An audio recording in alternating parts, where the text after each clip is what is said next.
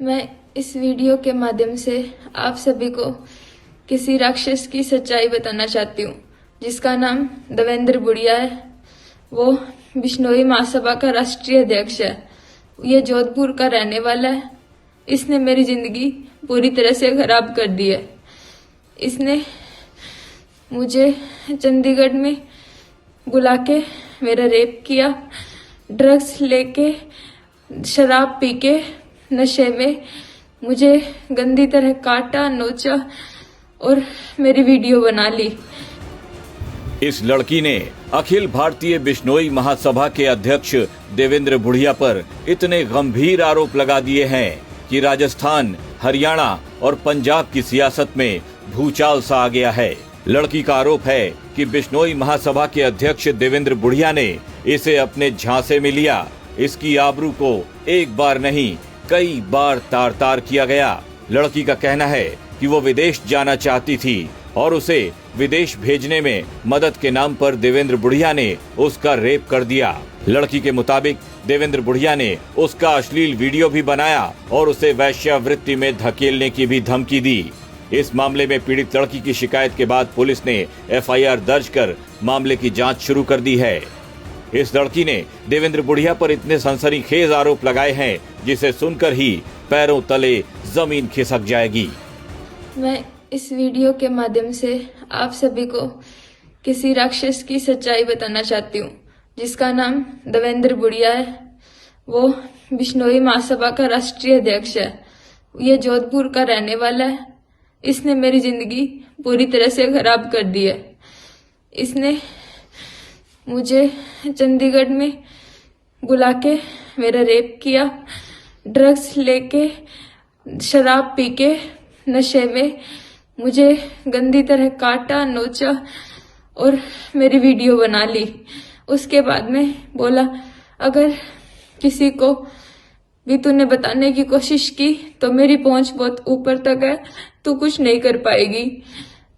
मेरे को पूरी तरह से डरा दिया और बोला, तुझे तेरे ऊपर वेश्यावृत्ति का केस लगवा के तुझे जेल में भिजवा दूंगा। और इसने मुझे लालच देने की भी कोशिश की।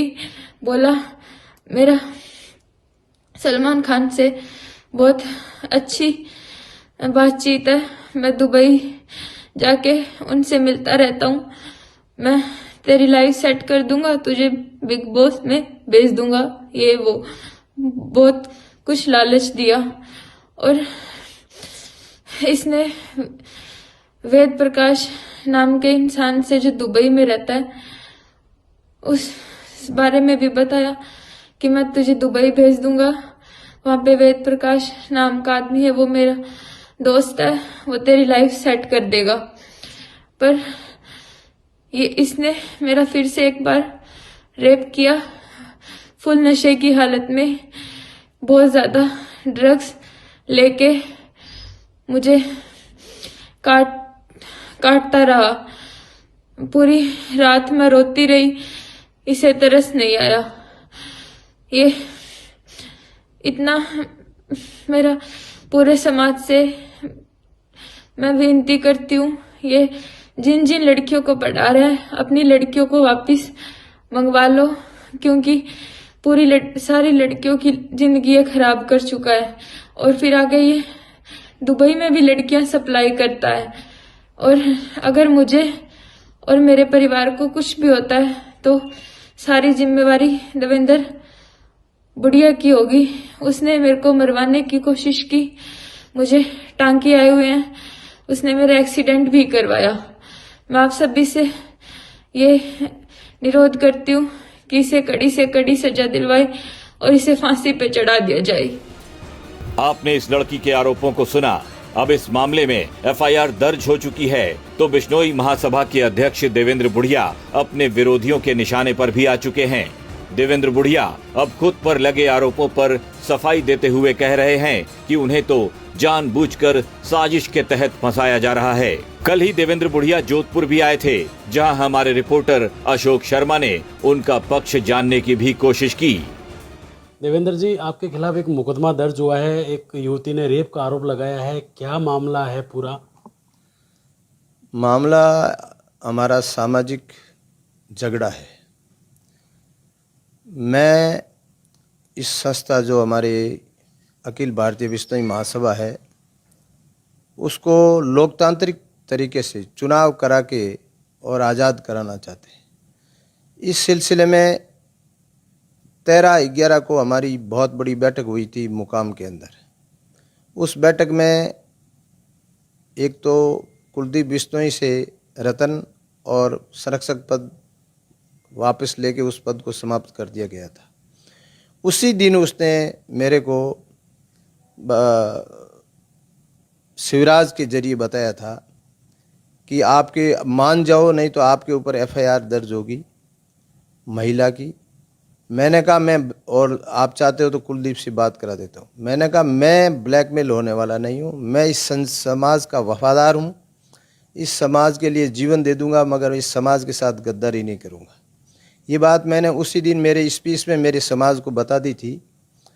और अभी 25 तारीख को हमारी मुरादाबाद में रजिस्ट्रार के वहाँ पेशी थी। उस वक्त तक वो लोग पूरे ट्राई कर रहे थे, आखिर उनकी किसी भी कीमत पे दाल नहीं गिरी। तो मैंने ऐसा सुना है कि 24 तारीख को उन्होंने कोई मुकदमा दर्ज कराया है। कोई बात नहीं, कानून पे भरोसा है, मगर कुछ भी हो जाए, हमारे गुरु जम्बेश्वर भगवान ने कहा है, सिर साँटे रूक रहे तो भी सस्ता जान। अगर मेरी हत्या हो जाए, मुझे जेल जाना पड़े, कुछ भी करना पड़े, और मेरी समाज की ये सस्ता और समाज के अंदर ये लोकतांत्रिक तरीके से इसको चुनाव कराना है और कुलदीप से मुक्त कराना है।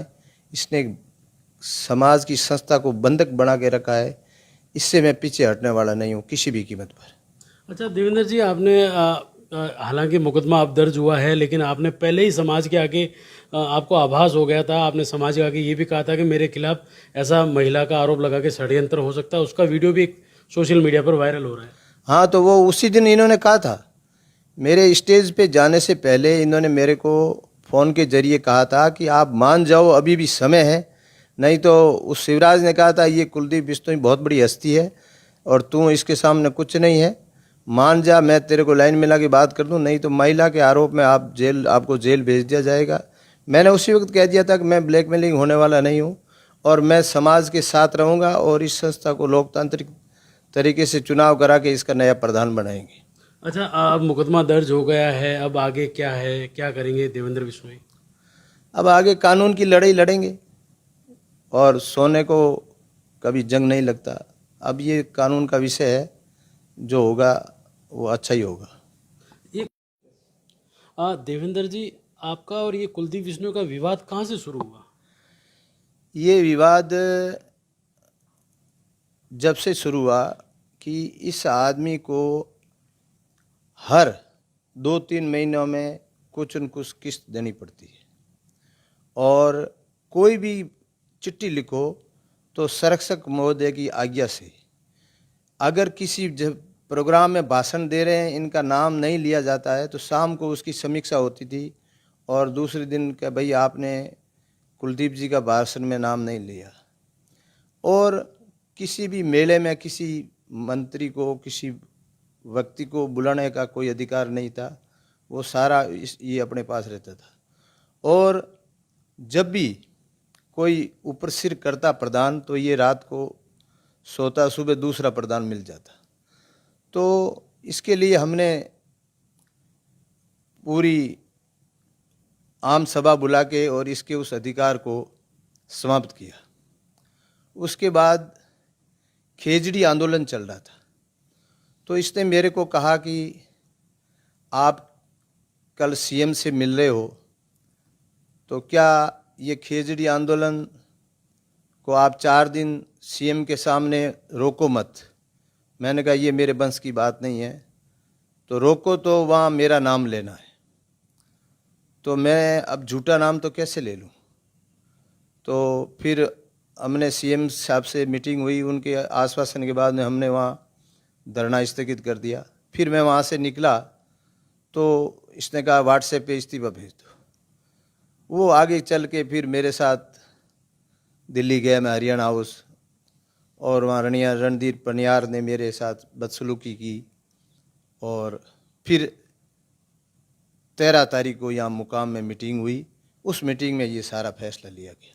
अच्छा, जिस तरीके से मामला आपके ऊपर खिलाफ दर्ज कराया गया है, समाज के लोगों से, प्रबुद्ध लोगों से किन से बात हुई है इस पूरे मामले को लेकर? समाज मेरे साथ है, सच्चाई के साथ है, और मैं तो ये कहता हूँ कि अगर एक देवेंद्र चला जाए और ये संस्था आज़ाद हो जाए, ये बहुत वर्षों से इनकी गुलाम थी, अब इन लोगों को एक शिकार की तरह दिख रहा है इस संस्था के ऊपर, मतलब ये बाज बने हुए।